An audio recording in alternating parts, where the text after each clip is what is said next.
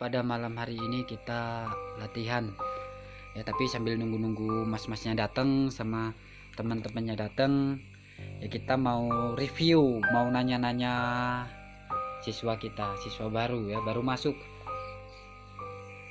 Ini adik-adik kita ya, baru beberapa kali masuk latihan ya, tapi saya mau nanya-nanya mereka dulu apa alasannya mereka itu masuk latihan.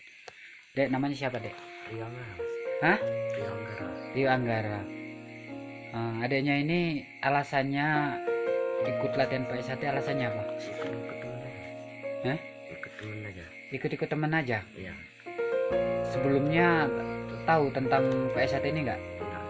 Nggak tahu sama sekali. Enggak. Jadi ikut-ikut teman yang mana? Teman-teman ini. Iya. Jadi mereka ikut latihan, jadi ikut latihan. Iya.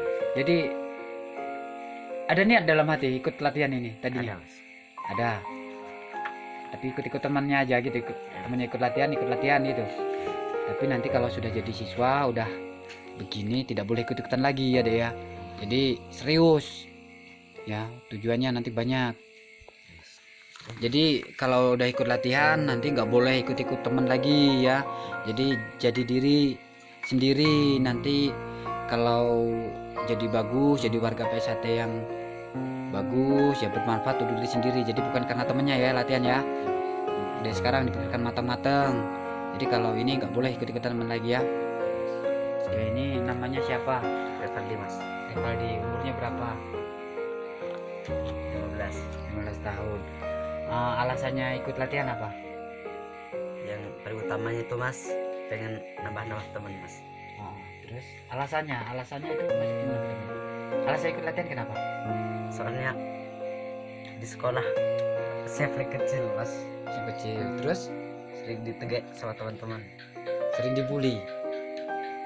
Maksudnya ditegak itu yang bagaimana? Dimintain uangnya, Mas. Oh, dipalak di sekolahan. Ya, Mas. Ya, ya karena itu jadi alasannya itu ikut latihan. Ya, Mas. Ada lain lagi? Enggak ada, Mas. Nggak ada ya. Tapi nanti kalau udah bisa bela diri, udah ikut latihan PSAT yang serius ya, yang serius, semoga saja bisa menjadi warga PSAT. Ya, latihannya yang giat, jangan malas-malesan. Ini namanya siapa? Ayo Rahman, Mas. Ayo Rahman, coba di sini dulu, lihat ke sini dulu, lihat akan buku pelajarannya. Alasannya ikut latihan apa? Nambah persaudaraan. Alasan ikut latihan? Nambah saudara biar banyak teman. Di sekolah saya banyak warga pesantrennya, kalau lewat depan rumah ya sering warganya lewat. Nah, itu ingin ikut bela diri. Ikut bela diri. Sekarang masih sekolah? Masih Kelas berapa? kelas 2 SMK. 2 SMK ya. Jurusan apa? Akuntansi. Akuntansi. Oke. Jadi latihan lanjut, sekolahnya juga lanjut. Jadi dari masnya ya, kalau udah ikut latihan PSAT ini semuanya jangan sombong ya. Ya sombong ya, nanti itulah nomor satu memang di PSAT itu adalah diutamakan itu adalah persaudaraannya. Jadi deh ya, ini buat siswa baru dan juga mungkin buat saudara-saudara di luar sana ya, ada sedikit pesan dari masnya ya. Jadi kalau udah ikut latihan PSAT ini harus berubah segala sifat-sifatnya ya. Dari kalau udah menjadi orang baik, semoga kelak menjadi yang lebih baik dari segi perilaku maupun dari tingkah laku, dari tutur sapanya dan segala-galanya menjadi lebih baik. Nah, kita ini hidup di dunia ini memang diibaratkan ya, kita mau menjadi seperti apa, ibaratnya mau menjadi seperti lalat atau seperti lebah. Nah, kalau ingin seperti lalat, berarti kita hidup itu hanya mencari kotoran, hanya mencari barang busuk, hinggap di kotoran, sudah itu membawa penyakit. Itu lalat itu hanya mencari dan mencari kotoran di mana-mana, dan karena selalu mencari kotoran akhirnya menimbulkan yaitu hal-hal yang tidak baik ataupun hal-hal yang merugikan orang lain. contohnya ya seperti mengganggu orang lain atau membicarakan orang lain, mencari kesalahan, mencari keburukan orang lain. Nah itulah kalau kita dibiarkan seperti lalat. Nah kita mau seperti lalat atau seperti apa? Nah atau menjadi seperti lebah.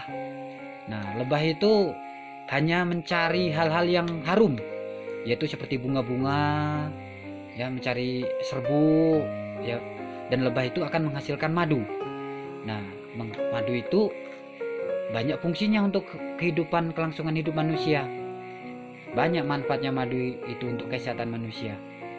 Walaupun lebah itu juga bisa membela diri dengan menyengat, yaitu sangat juga menyakitkan. Jadi sebagai warga PSHT kita juga harus bisa berguna untuk orang lain. Walaupun terkadang kita harus ya bisa bela diri, makanya itu harus bisa bela diri untuk mempertahankan, membela kebenaran. Nah, jadi kayak gitu. Jadi kita mau jadi madu, kita menjadi lebah ataupun menjadi lalat, itu tergantung pilihan. Nah seperti itu. Jadi nanti kalau sudah menjadi warga PSHT harus menjaga keharumannya nama PSHT. Sebagai siswa PSHT, kalian harus selalu bertakwa kepada Tuhan Yang Maha Esa, selalu berdisiplin, ya. Terus lebih dewasa lagi seperti janji yang kalian tulis itu. Kalian harus ingat janji siswa itu. Oke Lur, ya seperti itulah kita ini hidup manusia itu memang ada dua pilihan, mau jadi orang baik atau maupun orang buruk, itu tergantung kitanya. Ini Mas Wahyu ini satu sekolahan ya? Iya Mas. Satu sekolahan Ya, sama Mas. Iya. Ini namanya sama ya? Iya Mas. Namanya Wahyu juga.